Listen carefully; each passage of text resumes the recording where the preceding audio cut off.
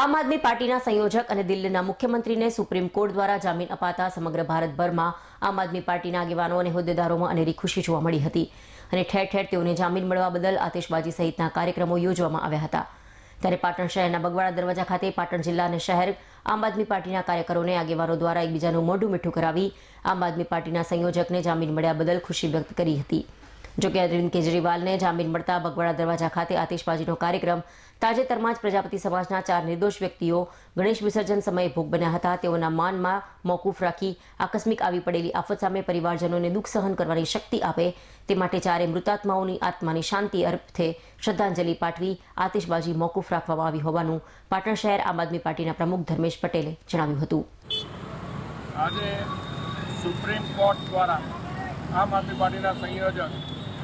અને દિલ્હીના મુખ્યમંત્રી એવા અરવિંદ કેજરીવાલને સુપ્રીમ કોર્ટમાંથી જામીન આપવામાં આવ્યા એ બદલ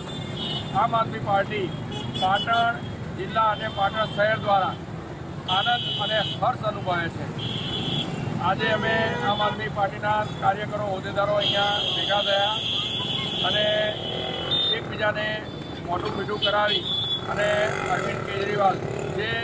લગભગ 170 દિવસ પછી જેલમાંથી એ મુક્ત થયા છે અને આ ખુશીના અંદર અમે આમ આદમી પાર્ટીના કાર્યકરો અને હોદ્દેદારો હર્ષ અનુભવીએ છીએ। આમ તો આતિશબાજી કરવાની અમારી ઈચ્છા હતી પણ ગઈકાલે પાટણના અંદર પ્રજાપતિ સમાજના 4 વ્યક્તિઓનો આકસ્મિક અવસાન થયું હોવાથી અમે આ ઉત્સાહને સીમિત રાખ્યો છે અને પ્રજાપતિ સમાજના જે 4 વ્યક્તિઓ મૃત્યુ પામ્યા છે એનું આમ આદમી પાર્ટી તરફથી અમે